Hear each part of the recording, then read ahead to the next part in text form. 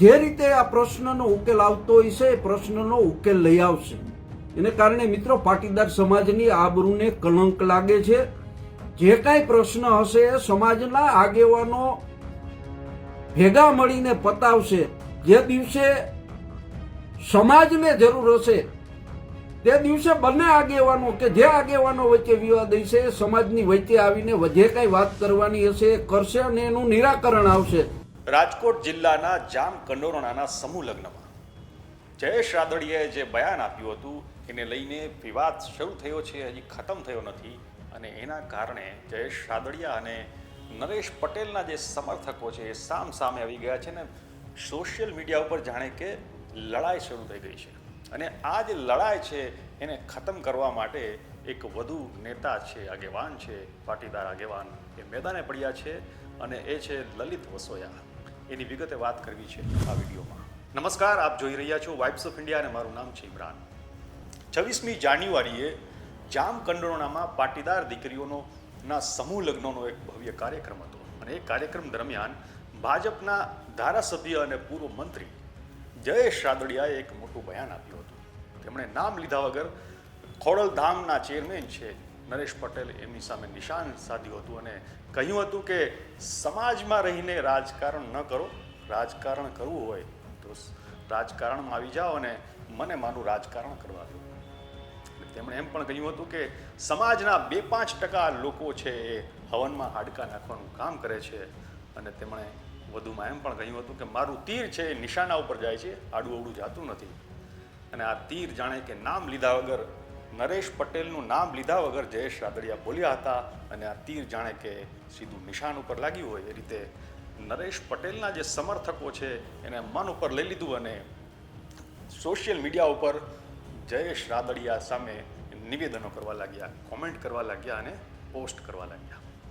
અને સામા પક્ષે જયેશ રાદડિયાના સમર્થક પણ મેદાને પડ્યા અને જાણે કે સોશિયલ મીડિયા ઉપર બંનેના સમર્થકો વચ્ચે એક લડાઈ શરૂ થઈ ગઈ. અને આ પાટીદારો વચ્ચે જે મતભેદો વધી રહ્યા છે, મતભેદો ચરમસીમાએ પહોંચી રહ્યા છે, એવા સમયે ધોરાજી ઉપલેટા વિધાનસભાના પૂર્વ ધારાસભ્ય લલિત વસોયા એ પણ હવે મેદાને આવ્યા છે અને તેમણે એક સોશિયલ મીડિયા ઉપર સંદેશો આપ્યો છે પાટીદાર સમાજને લઈને કે હવે આ લડાઈ છે એને પૂરી કરો. સાંભળીએ લલિત વસોયા શું. આપ સૌને સોશિયલ મીડિયાના માધ્યમથી વિનંતી કરવા માટે આવ્યો છું.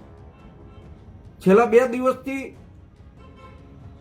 જે વિવાદ પાટીદાર સમાજનો ઊભો થયો છે એ વિવાદમાં આપણા સમાજના આગેવાનો જે રીતે આ પ્રશ્નનો ઉકેલ આવતો હોય છે એ પ્રશ્નનો ઉકેલ લઈ આવશે. પરંતુ અત્યારે સમાજના ભાઈઓ સોશિયલ મીડિયાની અંદર, ટીવી મીડિયાની અંદર એકબીજાની તરફેણો કરી અને જે રીતે પાટીદાર સમાજની પાઘડી ઉછાળી રહ્યા છે એને કારણે મિત્રો પાટીદાર સમાજની આબરૂને કલંક લાગે છે. જે કાંઈ પ્રશ્ન હશે એ સમાજના આગેવાનો ભેગા મળીને પતાવશે. આજે નહીં તો કાલે એ પ્રશ્ન પતવાનો છે. હું કોઈની ફેવર કે કોઈનો વિરોધ નથી કરતો, પણ દરેકને વિનંતી કરું છું, તમે જેના સમર્થકો હોય, પરંતુ મહેરબાની કરીને સોશિયલ મીડિયાની અંદર, ટીવી મીડિયાની અંદર આપણા સમાજની આબરૂ ન ઉછાળો. છેલ્લે સમાજની આબરૂ જાય છે. એટલે વિનંતી કરું છું કે કોઈ પણ આગેવાન, કોઈ પણ પાટીદાર સમાજનો દીકરો કે દીકરી સોશિયલ મીડિયાના માધ્યમથી એકબીજાને હલકા પાડવાની કોશિશ ન કરો. જે દિવસે સમાજને જરૂર હશે તે દિવસે બંને આગેવાનો કે જે આગેવાનો વચ્ચે વિવાદ હશે એ સમાજની વચ્ચે આવીને જે કાંઈ વાત કરવાની હશે એ કરશે અને એનું નિરાકરણ આવશે. એટલે આપ સૌને વિનંતી છે કે પ્લીઝ, આપણે સરદારના વંશજો છીએ અને સરદાર પટેલે કીધું છે કે ઘરની વાત ઘરમાં રાખો. આપણે સરદારના વાક્યને યાદ રાખી આવતીકાલથી સોશિયલ મીડિયાની અંદર, ટીવી મીડિયાની અંદર, પ્રિન્ટ મીડિયાની અંદર કોઈની તરફેણ કર્યા વગર સમાજને બચાવવા માટે, સમાજને એકજૂટ રાખવા માટે આ પ્રવૃત્તિ બંધ કરો એવી હાથ જોડીને વિનંતી કરું છું. તો આ રીતે પાટીદારોની અંદર જે વિખવાદ શરૂ થઈ ગયો છે એને ખતમ કરવા માટે લલિત વસોયાએ જે મેસેજ આપ્યો છે અને કહ્યું છે કે જે નેતાઓ છે, પાટીદાર નેતા અને પાટીદાર અગ્રણીઓ એમની વચ્ચે જે વિવાદ છે એ સમય આવે બંને સાથે મળીને એનો ઉકેલ લાવી દેશે.